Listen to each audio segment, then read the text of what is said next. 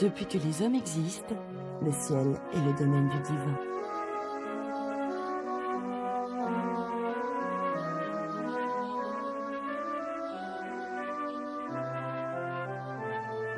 Histoire de l'aviation.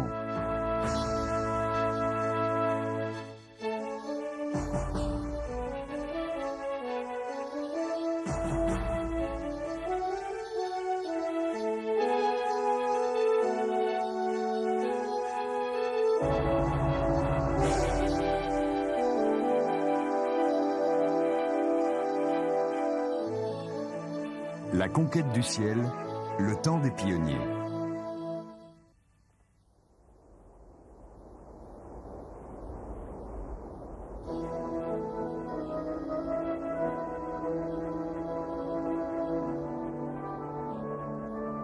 Depuis le premier jour de la création, scrutant le ciel, l'homme regardait les nuages dériver majestueusement vers un horizon inconnu, et les oiseaux s'élevaient dans l'immensité immaculée. L'homme rêvait de connaître les joies mystérieuses cachées au-delà des confins de l'étendue terrestre.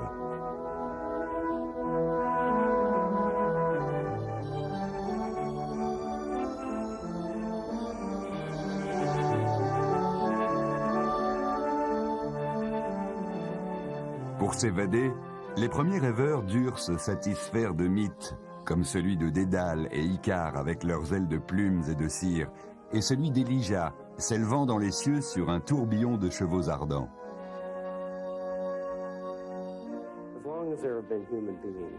Depuis que l'humanité existe, le ciel est le domaine du divin. Il symbolise la liberté, le pouvoir de contrôler les choses et la possibilité de se soustraire aux soucis terrestres. Tout cela s'est traduit en un désir de voler, de quitter la terre et de goûter à la liberté des oiseaux.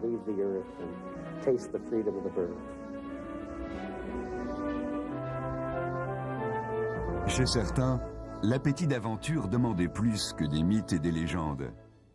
Ils ne se contentaient pas d'imaginer simplement l'exaltation que voler pourrait procurer. Ils voulaient ressentir la liberté de flotter dans les nuages, connaître le bonheur caché dans le monde inconnu de la lumière solaire et de la solitude.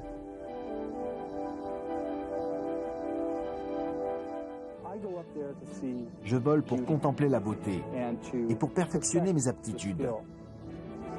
Ce que je recherche en fait, c'est repérer un aigle, réussir à l'approcher, sans le faire fuir et l'accompagner pendant un certain temps. Pour moi, il s'agit plus de découvrir que de se dépasser. C'est une sorte de quête.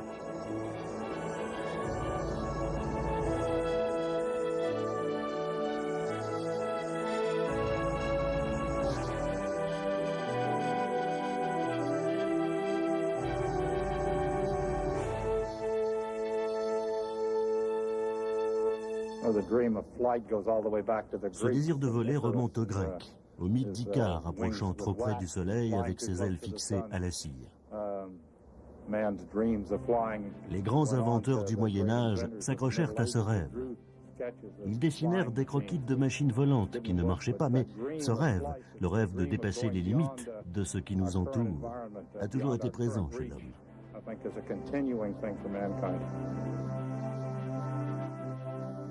Seule l'imagination pouvait permettre aux premiers rêveurs de voyager dans les airs. Leurs machines volantes tenaient plus de la foi et de l'imagination que de la science. Léonard de Vinci fut le premier, au XVe siècle, à tempérer l'imagination avec des principes scientifiques. Les carnets de ce grand artiste et grand inventeur contiennent des croquis détaillés d'ailes mécaniques et de machines volantes. On y trouve aussi ceux d'un parachute et d'un hélicoptère.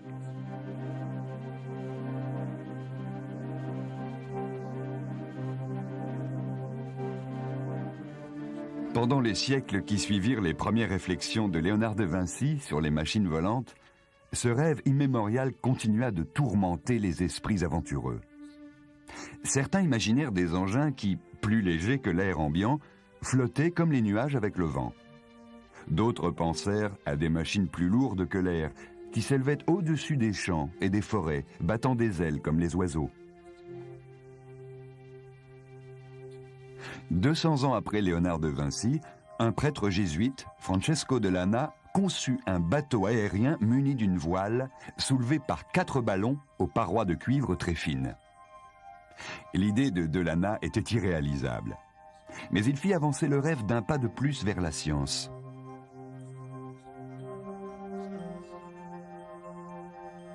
En Avignon, au début des années 1780, un papetier nommé Joseph Montgolfier pensa que l'on pouvait peut-être utiliser la force qui soulève la fumée et les cendres dans une cheminée pour faire monter des objets dans les airs.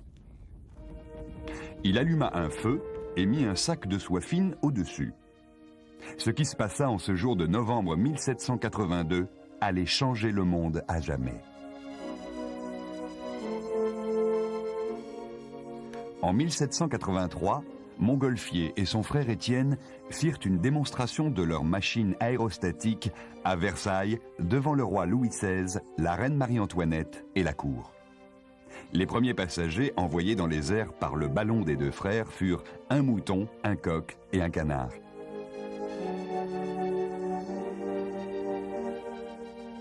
Quelque temps après, le premier humain fait à son tour l'expérience du vol en ballon. C'est François Pilâtre de Rosiers qui eut cet honneur. Le 15 octobre 1783, il resta en l'air dans un ballon captif pendant presque 4 minutes et demie.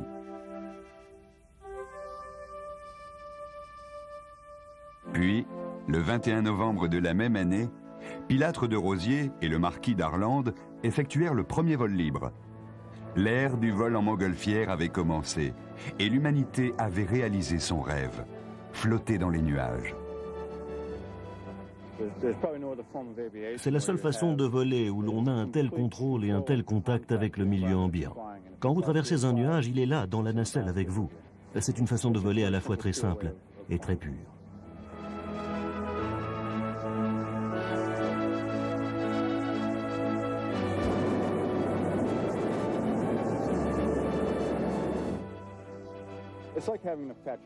Ça monte à la tête de se retrouver là-haut. Tout vous semble plus léger, plus clair, plus propre et plus bleu. C'est comme une histoire d'amour qui vous prend et qui dure aussi longtemps que vous restez en l'air.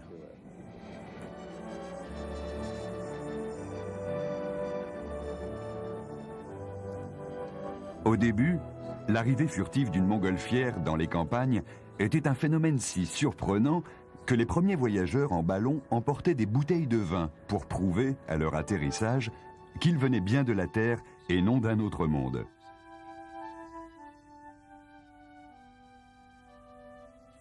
De la fin du XVIIIe siècle jusqu'à la première moitié du XIXe, les montgolfières se répandirent dans le monde. Mais de plus en plus de rêveurs n'étaient pas satisfaits de se trouver à la merci des caprices du vent. Ils continuèrent à réfléchir sur le vol d'engins plus lourds que l'air. Non seulement ils désiraient monter dans les airs, comme avec une montgolfière, mais ils voulaient aussi contrôler ce mouvement gracieux, à la manière des oiseaux.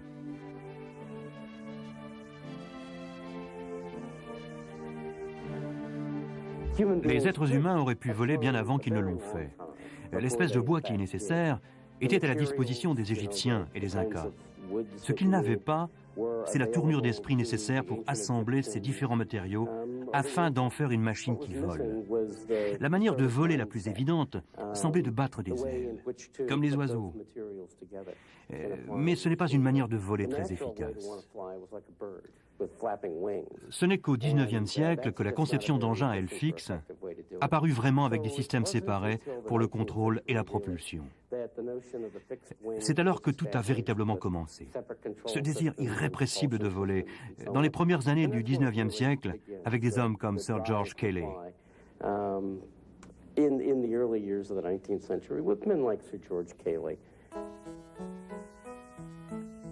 Entre 1796 et 1853, un baronnet anglais, Sir George Cayley, conçut plusieurs modèles de planeurs qui annoncent l'avion tel que nous le connaissons aujourd'hui.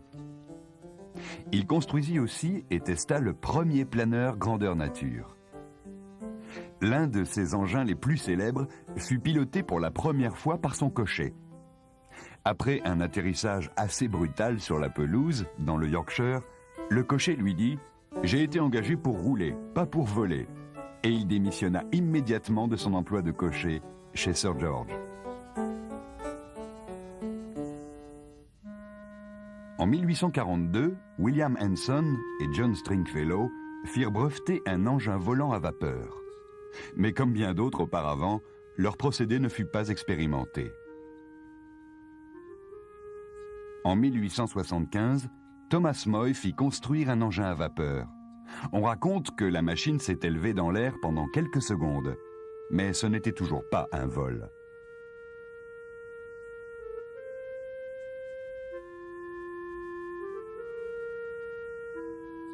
En 1889, l'ingénieur allemand Otto Lilienthal publia un ouvrage de renom, Le vol des oiseaux comme fondement de l'aviation.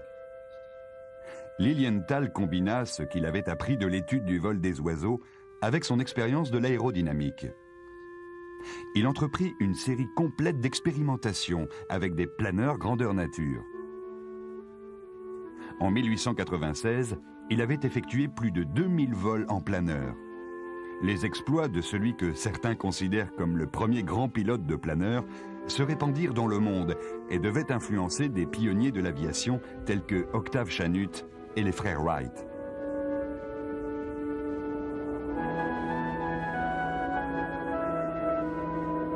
Comme il l'a écrit, Lilienthal était convaincu que pour réussir, un pilote doit entrer en relation intime avec le vent. Planer est la forme de vol la plus pure, la plus simple et la plus naturelle. On descend une gorge, on longe les parois, on se sent bien. On ressent la force du mouvement, la force de la gravitation. On entend le bruit du vent qui change. On voit l'horizon chavirer, la paroi se rapprocher puis s'éloigner. Il y a un côté artistique. Certains se contentent de piloter, d'autres pilotent et sont aussi artistes.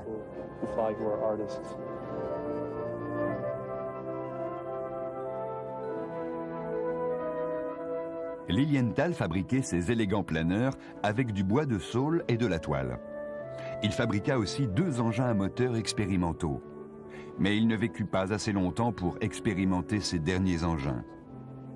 Le dimanche 9 août 1896, son planeur décrocha, s'écrasa, et il mourut de ses blessures. Ses derniers mots furent « Il faut faire des sacrifices ». En 1890, un Français, Clément Ader, s'éleva à 20 cm au-dessus du sol sur une distance record de 50 mètres à bord de son monoplan Éole. Mais il ne s'agissait toujours pas d'un vol contrôlé ni maintenu.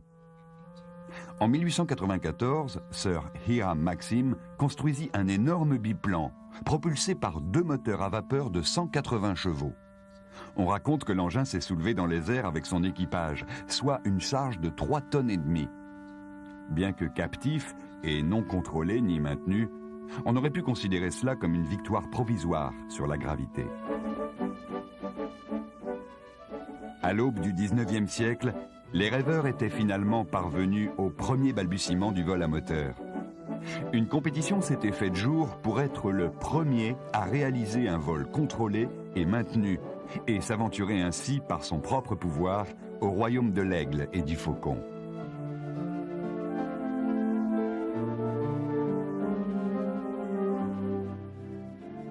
En 1903, l'un des savants américains les plus éminents, Samuel Pierpont Langley, s'apprêtait à faire décoller son engin depuis un bateau sur le Potomac dans la ville de Washington.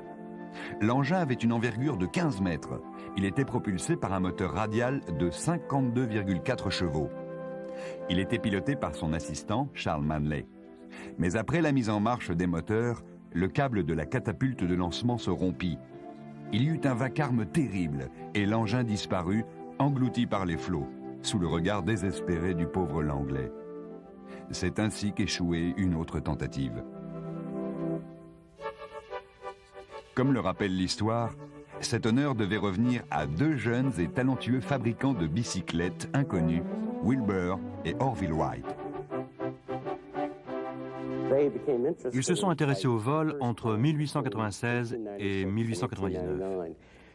Ils ont beaucoup lu et beaucoup réfléchi sur le sujet. Ils ont fini par mettre au point un système de contrôle efficace. Ils ont conçu et fabriqué 2 planeurs, un en 1900 et l'autre en 1901. Aucun ne fonctionna de la manière prévue, mais ils ont préféré se remettre à chercher plutôt que d'abandonner.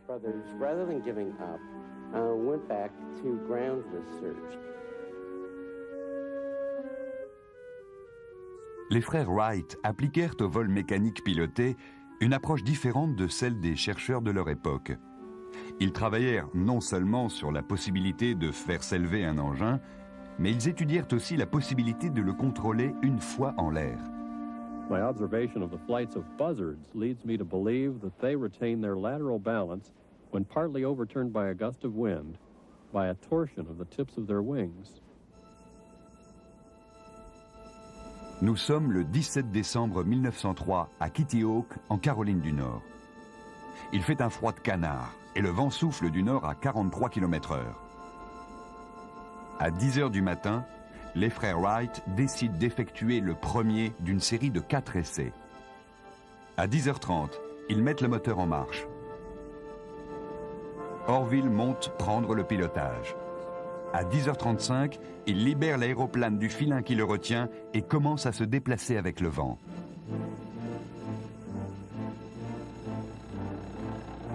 Wilbur ran at the side of the machine, holding the wing to balance it on the track. He was able to stay with it until it lifted from the track after a 40-foot run.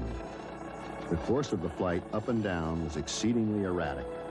A little over 120 feet from the point where it rose into the air, the flight ended. Ce premier vol dura 12 secondes. Après 2 autres essais réussis, les frères Wright s'apprêtèrent pour le 4e vol de la journée. L'engin resta en l'air pendant 59 secondes avec Wilbur aux commandes et parcourut une distance de 255 mètres, presque 8 fois celle parcourue à leur premier essai. Pour la première fois de l'histoire, une machine transportant un homme s'était élevée dans l'air par elle-même et avait effectué un vol contrôlé et maintenu.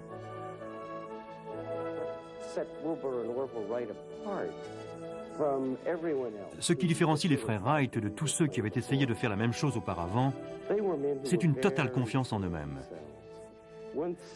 Une fois qu'ils étaient convaincus de quelque chose, ce que les autres pensaient n'avait plus aucune importance pour eux. Ils avaient entière confiance dans leurs propres capacités et dans les solutions qu'ils trouvaient eux-mêmes. Ce qui les différencie aussi, c'est leur extraordinaire faculté de conception, d'imaginer ce à quoi devait ressembler une machine avant qu'elle ne soit fabriquée et comment elle réagirait soumise à différentes forces. En outre, ils avaient de nombreuses qualités humaines, la persévérance, la détermination, l'entêtement à ne pas se laisser arrêter par un problème particulier, une vision claire, la faculté de laisser de côté tout un tas de choses inutiles pour aller droit au cœur des problèmes. Tout cela donnait un résultat assez unique.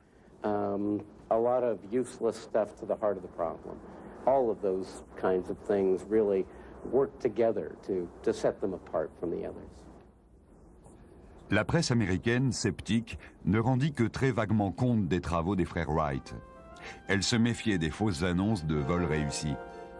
Les nouvelles de leurs progrès n'atteignirent l'Europe que d'une manière vague et incomplète. Le 23 octobre 1906, à Bagatelle, le Brésilien Santos Dumont effectua officiellement un vol d'une longueur de 60 mètres.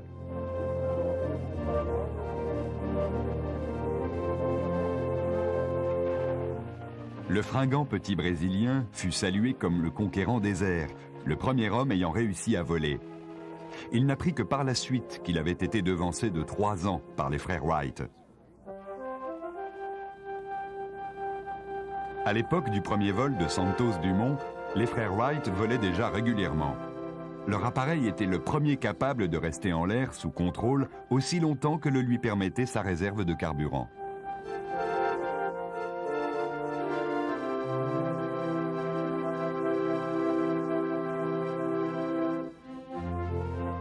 La période comprise entre 1906 et 1916 fut une période de progrès extraordinaire dans le domaine de l'aviation. En 6 mois, d'août 1908 à janvier 1909, Wilbur Wright effectua plus de 100 vols, établissant 3 records du monde. Celui du plus long vol en solitaire, un peu plus de 2h20 minutes, celui du plus long vol transportant un passager et celui de la plus haute altitude atteinte, 113 mètres.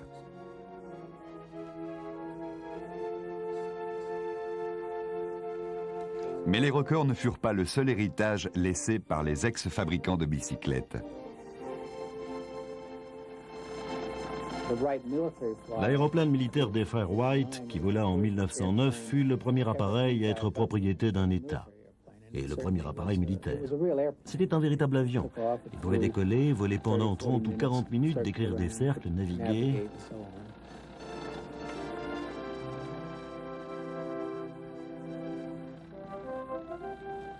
En 1908, Glenn Curtis, un mécanicien américain, ancien coureur motocycliste, fit ses débuts dans l'aviation. Au début, ces appareils étaient financés par les contributions de la femme d'un autre rêveur célèbre, Alexandre Graham Bell, à l'Association pour la recherche expérimentale aérienne. Les premiers aviateurs venaient de tous les horizons. C'étaient des gens comme Glenn Curtis, qui, à l'instar des frères Wright, étaient des constructeurs et des concepteurs. Glenn Curtis était champion du monde de vitesse motocycliste. Il connaissait les moteurs et savait en tirer le maximum.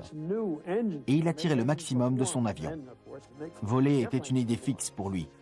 Il effectua un vol célèbre qui lui permit de poursuivre ses activités. C'était le vol reliant la ville d'Albany à New York. Ce vol lui rapporta quelque chose comme $10 000. Le 25 juillet 1909, à Calais, un autre pionnier de l'aviation, Louis Blériot, se levant avant l'aube, monta dans son monoplan, le Blériot 11, et se mit en route pour les falaises blanches de Douvres.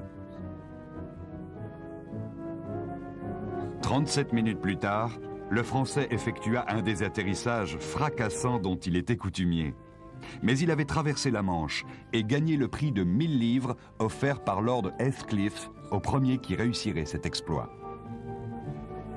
La plupart des meilleurs pilotes du monde se rassemblèrent un mois plus tard, à Reims, pour la première coupe Gordon Bennett. Plus de 200 000 billets furent vendus pour assister à cette réunion aérienne, et auxquels s'ajoutèrent 100 000 spectateurs qui regardèrent évoluer les avions depuis les collines avoisinantes. Tous ces gens venaient assister aux exploits de pilotes comme Glenn Curtis, Blériot, Farman, Latham et des autres héros de cette nouvelle ère.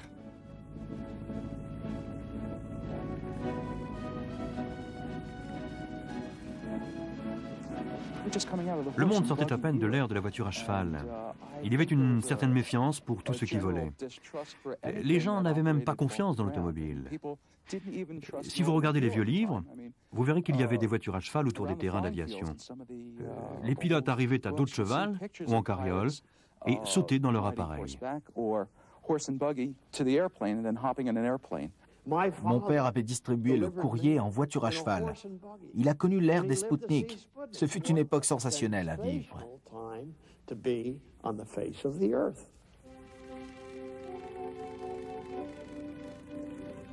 Où qu'ils aillent, les aviateurs attiraient des foules énormes. L'avion exerçait une fascination générale. Plus d'1 million de personnes se pressèrent en 1909 pour voir Wilbur Wright voler au-dessus de Manhattan et autour de la Statue de la Liberté. Watch one of the earliest dramatic moments ever filmed. It's 1910 and Theodore Roosevelt arrives at Wright Fairground. Même le président Teddy Roosevelt ne put résister à l'attraction du ciel. Il monta à bord d'un biplan Wright pour goûter le frisson du baptême de l'air. As the Wright biplane touches down, 3 minutes and 20 seconds later, the famed leader of the Rough Riders, prototype of American daring and decision, is given tremendous cheer from the crowd for his successful adventure. Pour bien des pionniers de l'aviation, voler n'était plus suffisant en soi. Seule la maîtrise du vol comptait. Chaque vol devint bientôt la recherche d'un autre horizon. Chaque nouveau pilote rêvait de voler plus haut et plus vite que les précédents, de dépasser pour la première fois une autre barrière de la nature.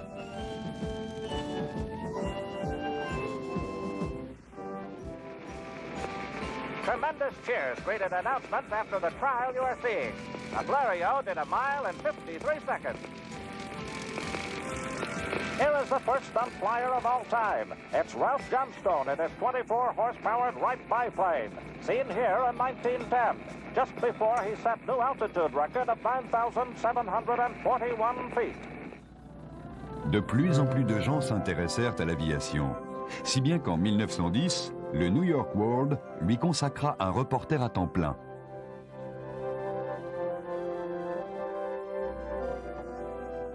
L'un des premiers vétérans de l'aviation commença à former des volontaires qui souhaitaient s'aventurer dans ce monde nouveau qui s'ouvrait à eux. Je me suis intéressé à l'aviation à l'âge de 4 ans et demi, en 1910, quand Glenn Curtis a descendu l'Hudson dans un petit biplan, construit comme un cerf-volant en bambou. Il s'est posé dans le champ en face de notre ferme pour faire le plein.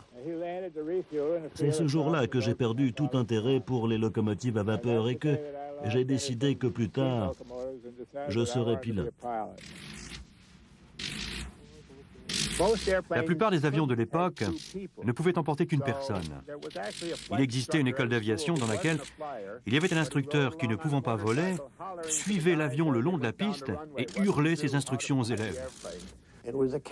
Il fallait d'abord réussir à voler d'un bout à l'autre du terrain. Puis quand on commençait à maîtriser l'avion, on quittait le terrain pour parcourir de plus grandes distances. Il y a des cas où les pilotes, ayant quitté le terrain, continuaient tout droit sur 1 km ou sur 15, car ils ne réussissaient pas à faire demi-tour. Alors ils se posaient dans un champ et tournaient l'avion dans l'autre direction. Puis ils redécollaient pour rentrer. C'est vraiment arrivé.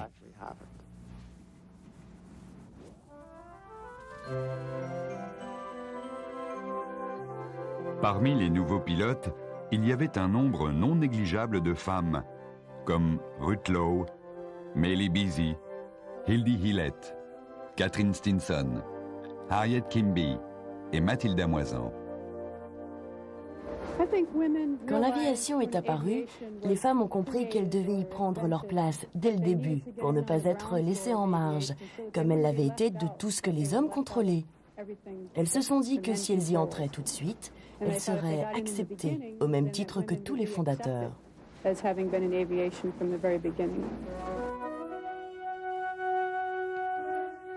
À travers toute l'Amérique, les gens se précipitaient par milliers pour voir des démonstrations aériennes. Lincoln Beechey, l'un des pilotes d'exhibition ayant le plus de panache, captiva l'attention du public. On dit qu'il totalisa au cours de sa carrière 1 millier de loopings et 17 millions de spectateurs dans 36 villes différentes.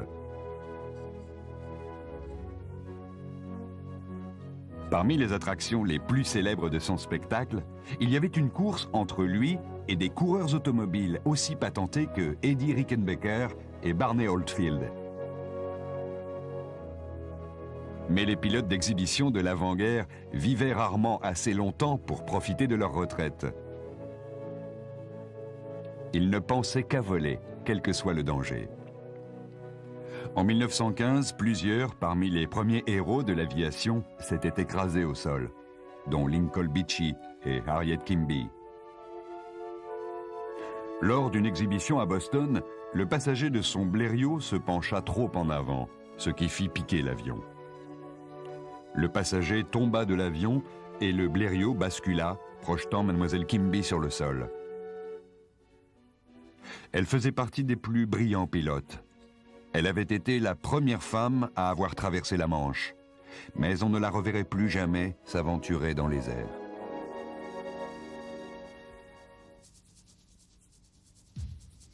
L'esprit des pilotes d'exhibition des débuts de l'aviation, ce désir de faire partager leurs émotions à tout un pays, est toujours vivant.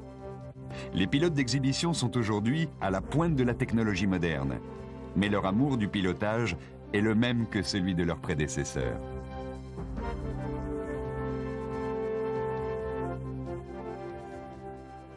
Je ne me sens jamais vraiment bien s'il n'y a pas un avion dans les environs. J'ai déjà fait l'expérience, ça ne va pas. J'ai l'impression d'être un peu... je ne sais pas. Il m'arrive d'avoir des coups de cafard en hiver. Dès que j'approche de mon avion, je vais mieux. Tout va bien. Je sais quelqu'un qui fait de la voltige de précision. Certains appellent ça de la cascade. Mais une cascade, c'est quelque chose qu'on fait une seule fois. Nous faisons de la voltige de précision, de l'acrobatie aérienne pure, au sens strict du terme, quotidiennement.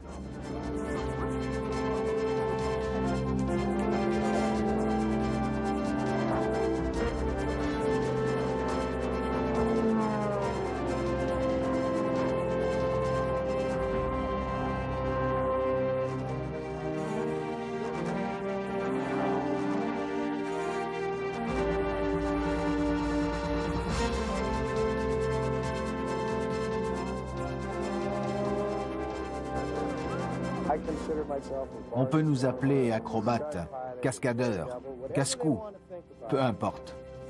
Je sais que je suis sur Terre pour voler et faire partager mon rêve et ma part de magie. Je suis né pour faire de la voltige.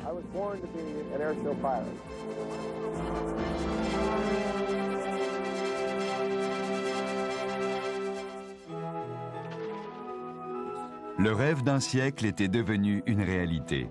On était déjà en train de remplacer les engins qui, quelques années auparavant, n'existaient que dans les esprits par d'autres machines plus performantes. Des engins qui permettraient à l'homme de s'élever encore plus haut dans les cieux. Mais le temps ne fit pas oublier les premiers pour autant.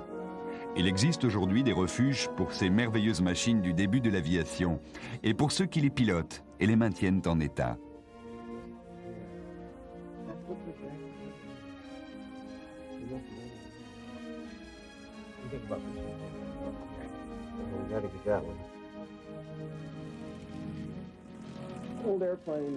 Il y a tellement de choses formidables dans ces vieux coucous. On y trouve de la nostalgie, de la liberté, de l'aventure.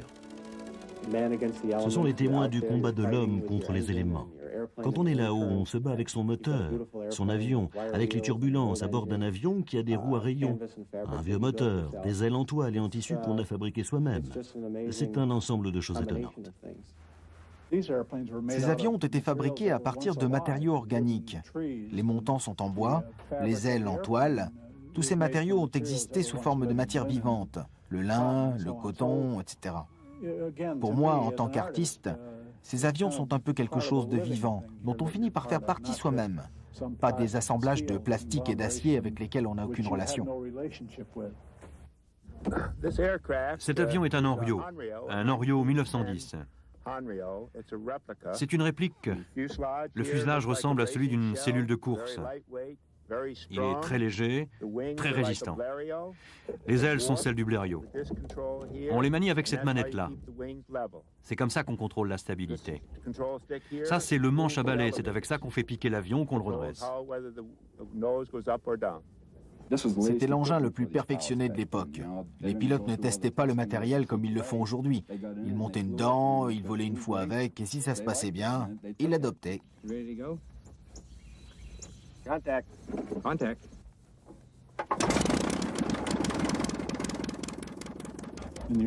À l'époque des débuts, il y avait un champ d'aviation dans ma ville. En regardant les pilotes et les avions, on se rendait bien compte que les pilotes étaient des fous. Mais je trouvais que les avions étaient magnifiques. Et quand je pouvais les voir en vol, c'était encore mieux. Les pilotes étaient des fous, mais les avions étaient magnifiques. C'est ce qu'ont dû penser ceux qui ont vu les premiers pilotes confier leur sort au gré du vent. Rêveurs excentriques, savants intrépides, ces gens venaient de tous les horizons, mais ils étaient tous fermement convaincus que l'humanité était faite pour voler.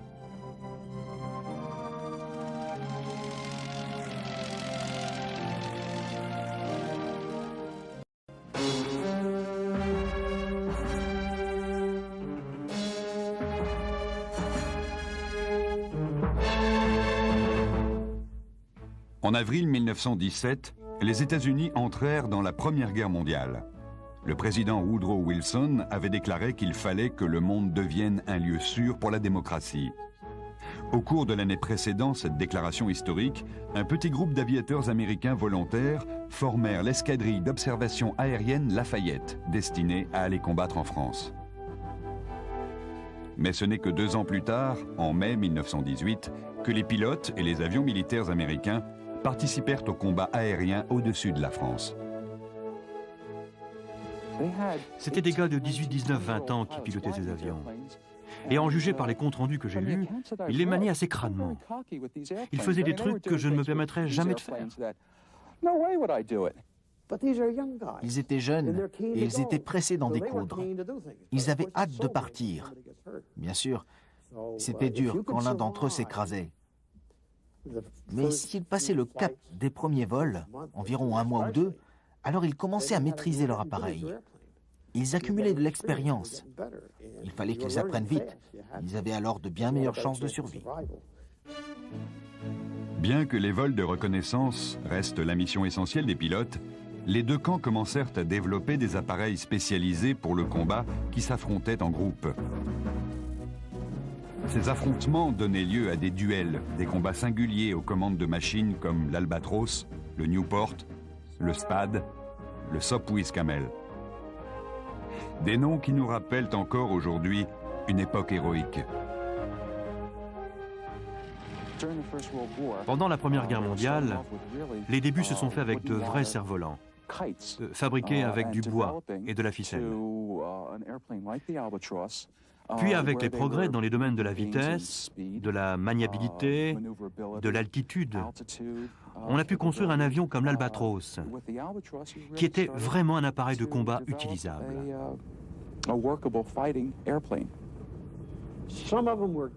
Certains avions étaient meilleurs que d'autres. L'Avro 504, par exemple, était un des meilleurs. Un avion magnifique. Quiconque ayant un peu de coordination et de sens mécanique peut apprendre à le piloter en moins de 4 heures. C'est ce qui se passait. Dès qu'on se met aux commandes, et si on sait maintenir un cap, il s'élève doucement. Quel progrès! De l'Avro 504 au Sopwith Camel. C'est complètement différent. C'était un avion très sensible, avec une maniabilité extrême. Un avion magnifique. Mais pour quelqu'un qui avait appris à voler sur un Avro 504 en 4 heures, se retrouver dans le cockpit d'un Sopwith Camel, c'était un sacré changement. Flew a Spad today. Easy to fly, but dangerous as hell. Just like flying the famous barn door Beachy used to talk about. And it has the gliding angle of a brick. I've always laughed at the regulars wearing spurs to fly in, but I needed a pair in this spot. It bucked just like a Bronco. La guerre aérienne avait engendré ces légendes. Les premiers as du ciel, le français René Fonck, le Canadien Billy Bishop et ses 72 victoires, le Baron Rouge, l'Allemand Manfred von Richthofen, et les Américains Raoul Loufberry et le capitaine Eddie Rickenbacker. 1918 and the roughneck from Columbus, Ohio has given up gold for glory.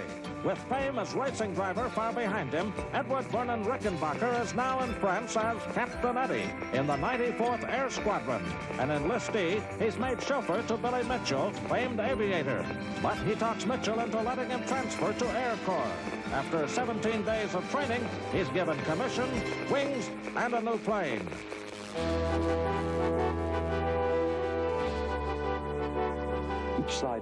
Chaque camp a eu ses as.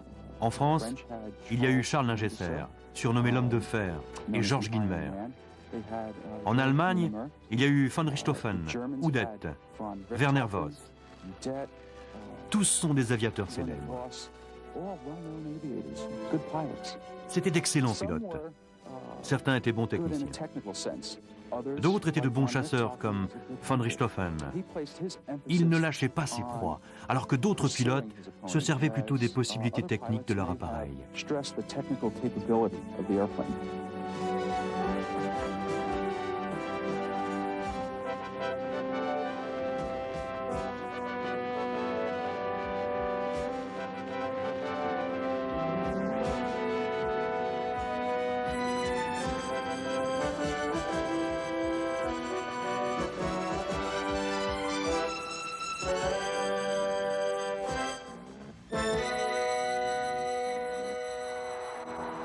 November 11th, 1918. Everyone celebrated the armistice in the Times Squares of the world.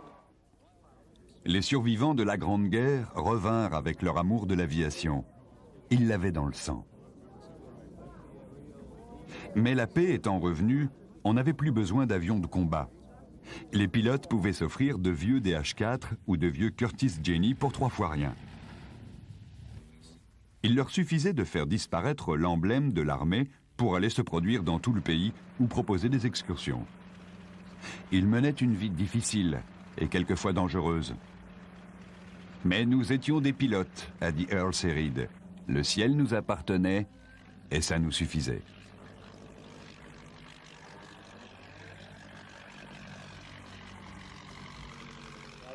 À 17 ans, j'avais lu plus de livres sur l'aviation, les moteurs, les avions et le pilotage que de livres d'école. Un été, j'ai travaillé pour un pilote d'exhibition.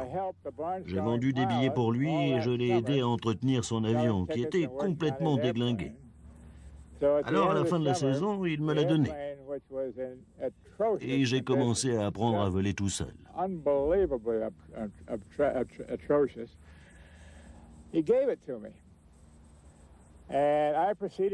C'était un Jenny canadien de la Première Guerre. Je ne referai jamais ça. C'était vraiment risqué. Mais je disposais d'un livre que j'avais étudié à fond. J'ai commencé par m'entraîner en faisant rouler l'avion pendant 1 mois. Puis, lorsque j'ai été capable de faire du rasmote, j'ai traversé le terrain et j'ai appris à manier les ailes. Un jour, j'ai cru que j'allais rentrer dans le mur qui se trouvait de l'autre côté. Alors, il a fallu que je décolle. Et ça n'a pas été facile de redescendre. J'ai dû mettre 1h30 ou 2 heures avant de me poser après plusieurs tentatives. Mais tout s'est bien passé. Ils se présentaient comme des voltigeurs, des hommes et des femmes qui volaient simplement pour le plaisir. Je larguais des milliers de prospectus qui proposaient aux gens de les prendre dans un champ de la région et de les emmener faire un tour pour $1. Ça faisait venir une foule énorme. Le tour durait très peu de temps. Pour en faire 250 ou 350 par jour, il ne fallait pas que ça dure plus de 35 secondes. Je décollais, je virais, je revenais et je recommençais. J'allais toujours dans la même direction. J'évitais d'avoir à rouler et de perdre du temps. Je m'étais adjoint une petite équipe qui faisait en même temps descendre un passager d'un côté et monter un autre de l'autre côté. Et ça repartait avant même qu'il ait eu le temps de s'asseoir. Il s'asseyait au moment où je décollais. C'était un tout petit tour, et c'est ce que les gens voulaient. Ils voulaient juste faire un tour pour voir ce que ça faisait. Au retour, un quart d'entre eux allaient directement acheter un autre billet pour repartir. C'était comme les montagnes russes. Les voltigeurs ont fait découvrir l'aviation dans les plus petites villes, même si c'est sous une forme rudimentaire.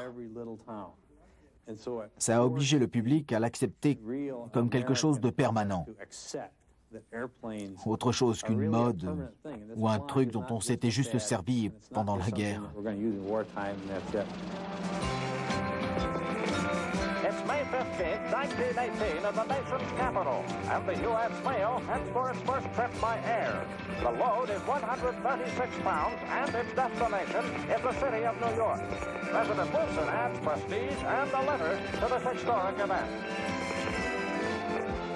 Certains pilotes de guerre qui ne s'étaient pas reconvertis dans la voltige avaient trouvé un emploi dans le service postal aérien qui venait de se créer et avait inauguré ses premiers vols en 1918.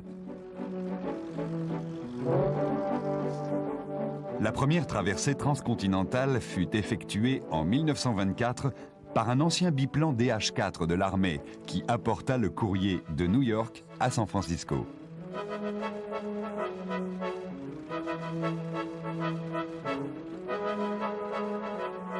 Volant la nuit, quelles que soient les conditions météorologiques, pour respecter les horaires, les premiers pilotes du service postal aérien payèrent un lourd tribut.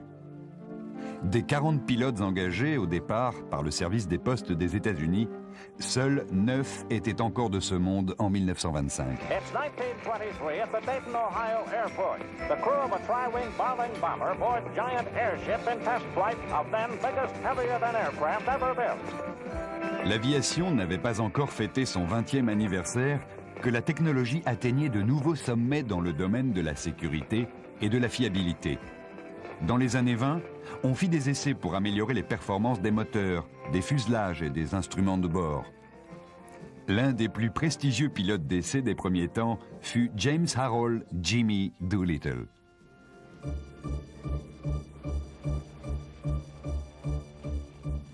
Considéré comme un casse-cou, c'était en fait un vrai professionnel.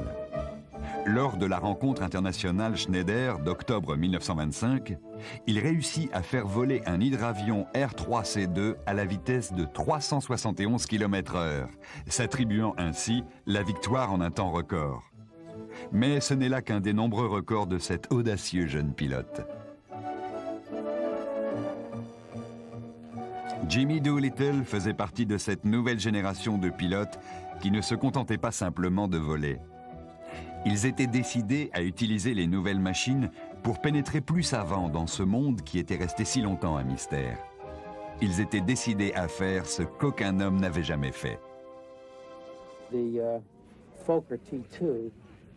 Fokker T2 fut le premier avion à traverser les États-Unis sans étape en 1923, de Long Island à San Diego. Les deux pilotes volèrent pendant presque 27 heures. C'était la première fois que l'on traversait le continent sans étape. L'année suivante, en 1924, le Douglas World Cruiser fut l'un des deux avions, il y en avait 4 au départ, qui fit le tour du monde. Il mit un peu moins de 6 mois pour faire ce tour du monde et effectua environ 70 étapes. Mais il réussit. C'était une prodigieuse réalisation logistique en même temps qu'un triomphe de l'aviation. It's May 9, 1926. Navy Commander Richard Evelyn Byrd is about to join pilot Floyd Bennett on an historic journey. In their giant Fokker, they lift off from the icy waters of the Arctic for their first flight over the top of the world. Destination, North Pole and return. En 1926, 17 ans après que l'amiral Peary eut atteint le pôle Nord, le commandant Richard Evelyn Byrd et le pilote Floyd Bennett décollaient sur la glace avec leur Fokker F-37M. Ils étaient les premiers à voler au-dessus du pôle.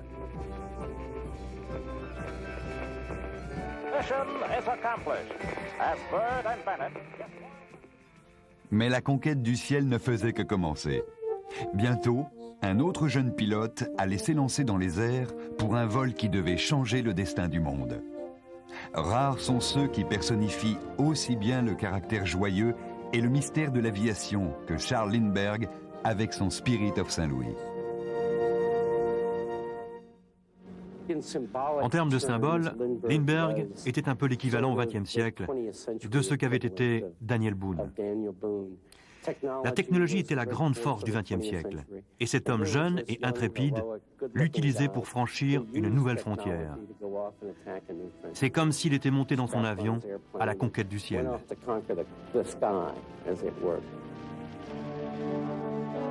L'homme est allé partout où il pouvait.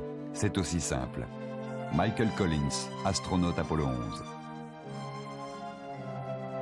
Léonard de Vinci, Cayley, les frères Wright, Charles Lindbergh, tous ces hommes sont nés à des époques différentes et se sont servis de différentes techniques. Mais ils sont liés par une fraternité universelle et intemporelle. Au royaume des rêves, monter en montgolfière ou s'élancer du sommet d'une montagne sur un planeur comme Lilienthal n'est pas si éloigné d'atteindre le champ d'à côté sur un Henriot ou de traverser l'Atlantique sur le Spirit of Saint-Louis. L'aspiration est la même. Ce mélange étrange de mystère et de joie, de danger et de réussite, nous rappelle que des premiers mythes de l'humanité jusqu'au voyage dans les étoiles, le rêve demeure, inchangé.